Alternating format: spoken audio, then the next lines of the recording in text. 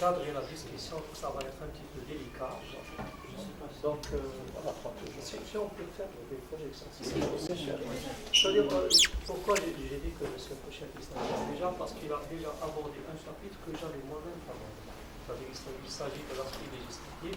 Donc, je ferai juste une petite référence. C'est vrai, on a vécu des moments difficiles avec la Covid, c'est pas uniquement l'Algérie. Je parle que toute l'humanité a vécu ces moments difficiles. Nous, en tant que société algérienne de gériatrie, c'est-à-dire on a commencé l'activité en 2018, c'est presque un aboutissement de nos activités, puisque depuis les années, c'est-à-dire 2010-2008, on a toujours fait des rencontres sur la gériatrie, c'est-à-dire des rencontres au cours donc, des congrès médicaux. Et aujourd'hui,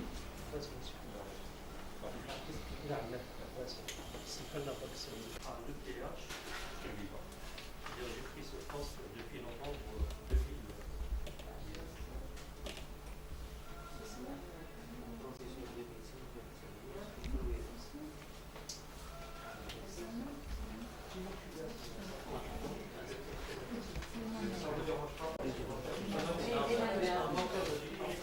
Nous avons toujours abordé un problème sur l'importance de la connaissance des données statistiques en Algérie. Parce que ce que nous avons constaté, c'est-à-dire les gens disent qu'il y a beaucoup d'IAE, etc.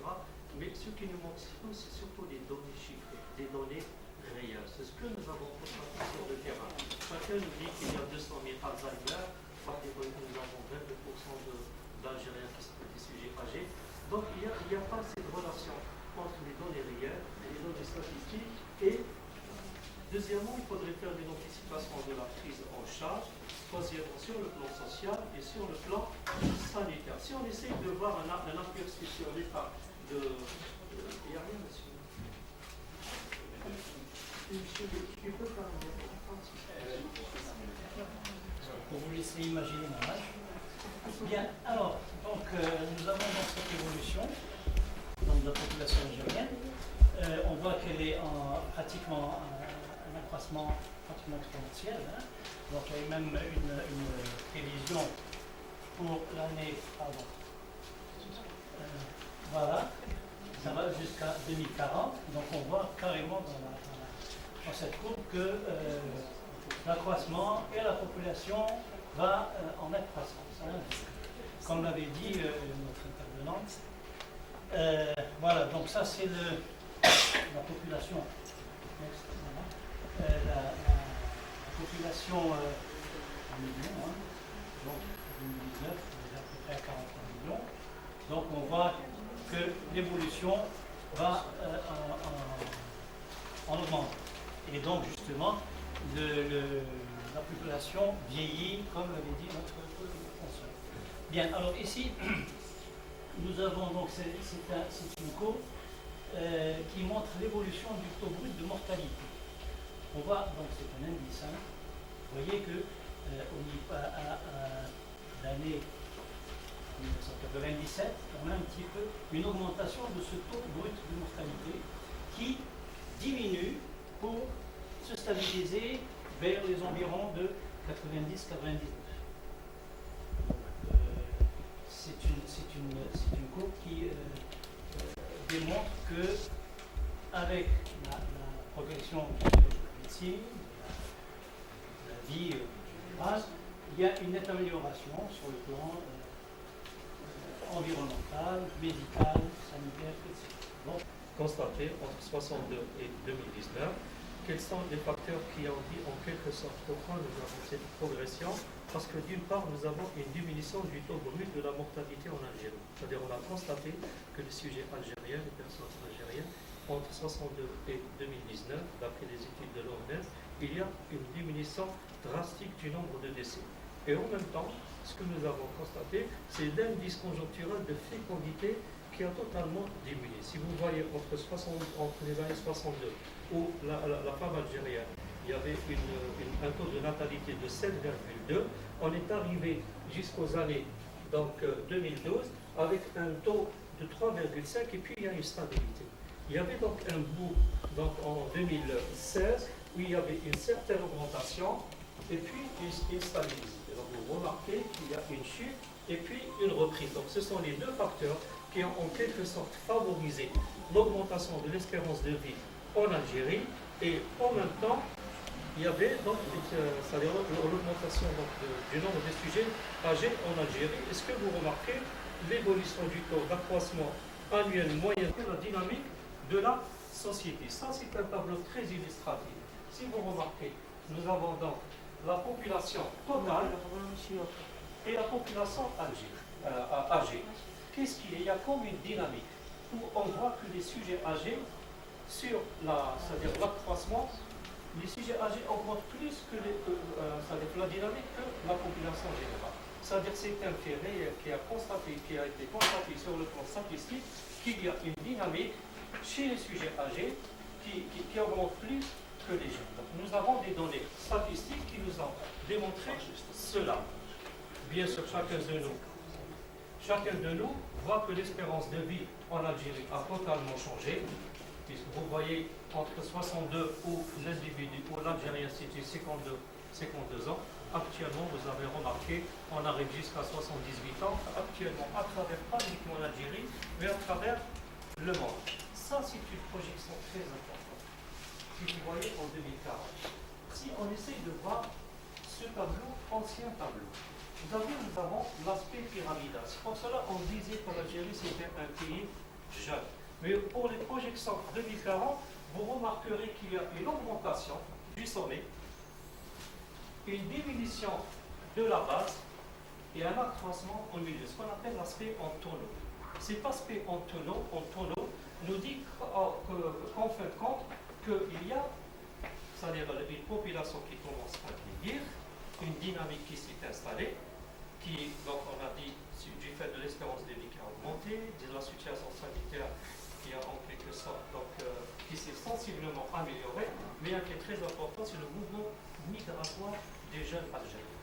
C'est-à-dire que c'est un fait qui a fait constater un nombre important de la population jeune qui déserte ce pays.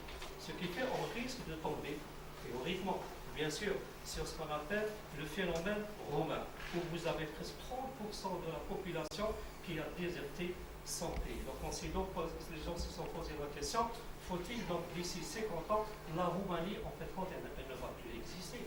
Pourquoi? Du fait de l'absence de la population active. Donc nous avons cette projection alarmiste, entre guillemets, faite par l'Office national de statistique, et c'est une projection pour les années 40, où elle cite donc toute personne a droit à la protection, à la prévention, aux soins et à l'accompagnement, qui existe son état de santé. En tout dit, il ne peut faire l'objet de discrimination dans l'accès et la prévention, même s'il y a un problème de son âge, ce qu'on appelle l'agisme. Nous avons donc participé l'année passée à une campagne internationale pour la lutte contre l'agisme, c'est-à-dire la discrimination vis-à-vis des sujets âgés, où il y avait une vingtaine de pays qui ont participé à cela, avec des organisations non gouvernementales. Et vous avez donc la protection de la santé dans l'article 86 et l'article 87, où c'était bien spécifié qu'il fallait donc faire une attention particulière.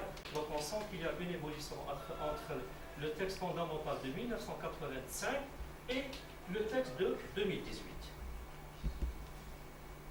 Donc, ce que monsieur nous a fait, donc, la référence dans l'article qu'on considère comme étant un tournant dans les textes fondamentaux de l'Algérie, à savoir la protection des sujets âgés et la loi de décembre 2010. Pour la Covid, donc, chacun de nous a constaté et a vécu la déferlante de cette épidémie chez nous en Algérie. Et le fait le plus caractéristique, c'est ça a touché des sujets âgés. Si on peut donner un chiffre très simple qui a été donné officiellement par l'Institut national de la santé publique, on remarque que 24% de la Covid a touché les sujets âgés. Même un autre chiffre, vous voyez qu'il y a une augmentation au fur et à mesure des sujets âgés qui sont atteints, principalement entre 60 et 70 ans, et puis 80 ans.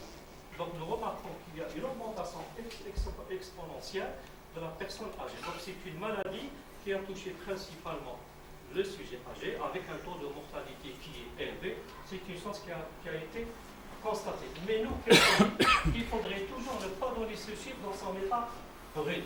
Pourquoi? Parce que si on fait une étude sur l'évolution démographique et la mortalité de la population en Algérie, peut-être on ne va pas tomber dans ce siège. C'est-à-dire pour dire que là, classiquement, on sait que les sujets âgés, un taux de mortalité est élevé.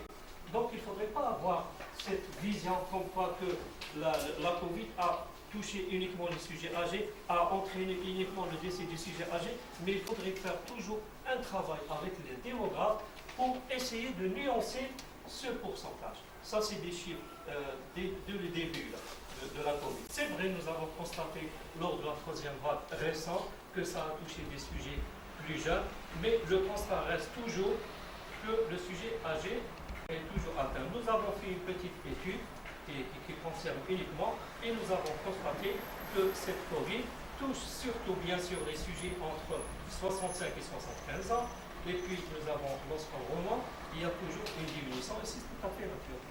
Parce que la grande proportion des sujets âgés, c'est entre 65 et 75 ans. Nous avons peut-être pris ce chiffre aléatoire, parce qu'il y a d'autres pays qui commencent à partir de 60 ans, il y a d'autres à partir de 75 ans.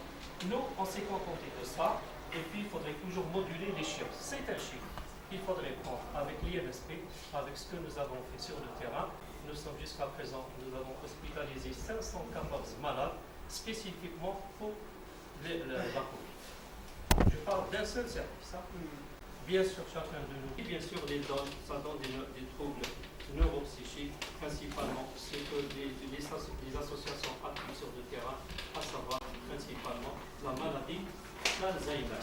Ça, c'est juste un résumé sur la gériatrie avec ce qu'elle a comme affection physique, l'affection mentale et troubles fonctionnels.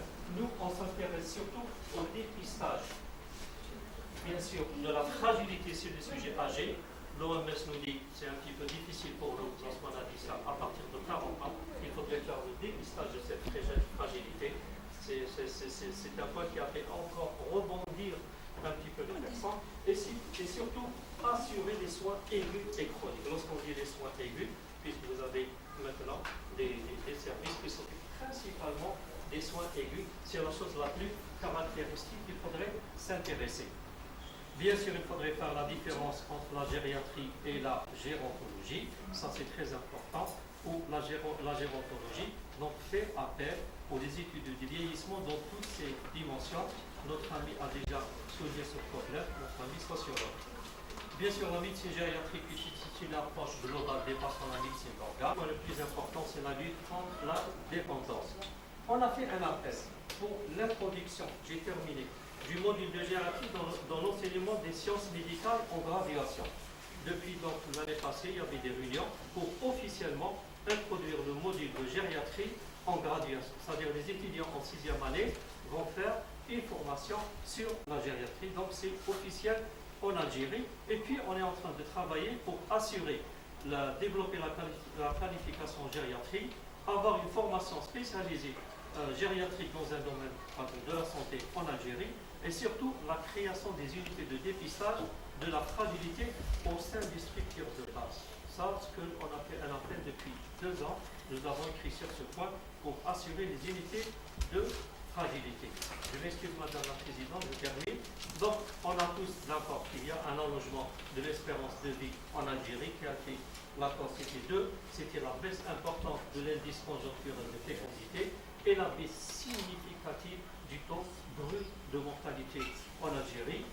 L'approche classement spécifique qui englobe toutes les spécialités destinées aux personnes âgées, et je vous remercie. Je